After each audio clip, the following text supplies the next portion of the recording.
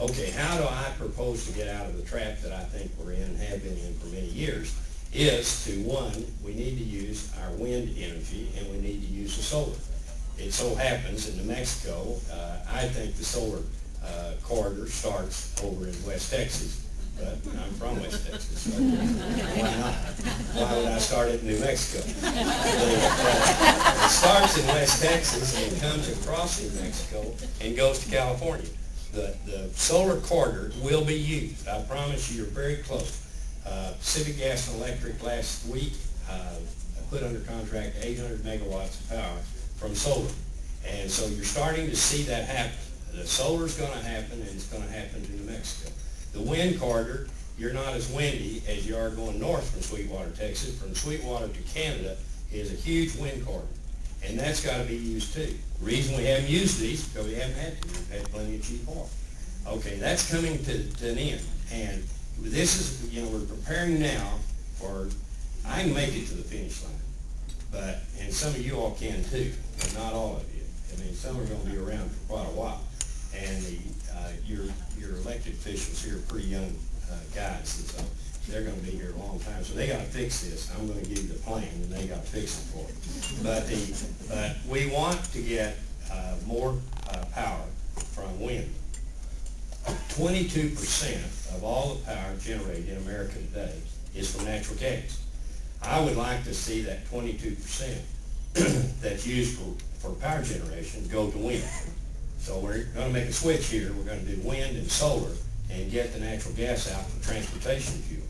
Now, natural gas is cheaper, it's cleaner, it's domestic, and it's abundant in America. We can really help ourselves, and it's the only, when you list the natural resources that we can use to replace the foreign oil, there's only one that'll do it. Now, Al Gore and I, we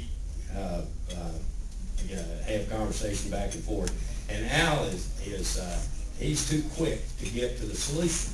He wants to switch over to electricity and the battery in the car, and he wants to do it in 10 years. I don't think that is at all possible.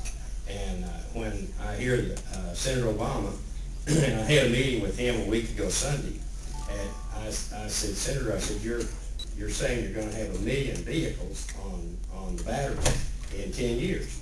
Excuse me. And let me just one, please. Thanks. Thank you.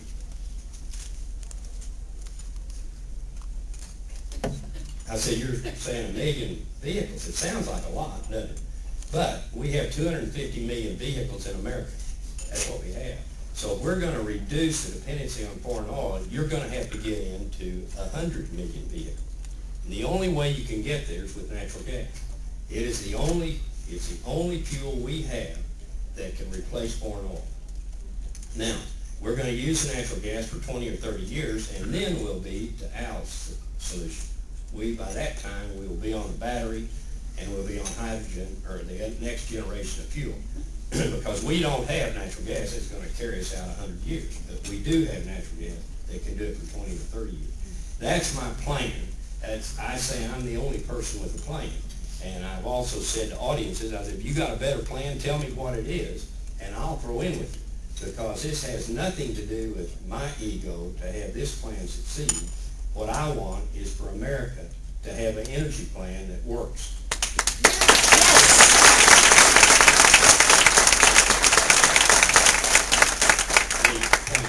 But we're going to have a plan.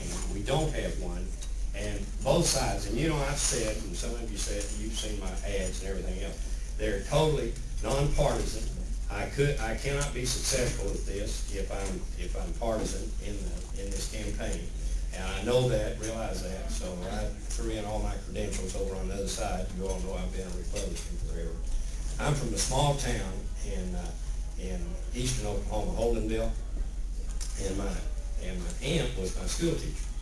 And she told us in the 5th grade, she said, children, she said, you need to learn something about political parties today. She said, there are two parties. She said, they're Republicans and they're Democrats.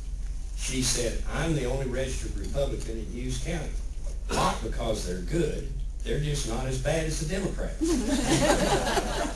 So, none of us are perfect. We know that. And I know it more than you do because I'm older than you are. So, but at that point, do I take questions or am I dumped out here? I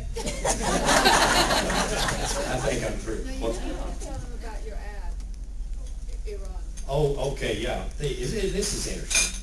And Beth out front, we were talking about this, and she was talking about so much for free speech. But the next ads, the next wave of ads that we're putting up, they had a 15-second ad, and they had basically said, I said, now get this. I said, the Iranians are switching their vehicles over to natural gas and selling us their oil. And I said, how about that for something? That was the ad. That was a 15-second ad, but I said it. And NBC's turned it down. They said they can't run it. Why? They came back. Tell me, one of my guys is here. Why did they say they couldn't run it? Because at the end of it, it says, but we're not doing anything here. And their argument is, well, you've got to prove that we're not doing anything here.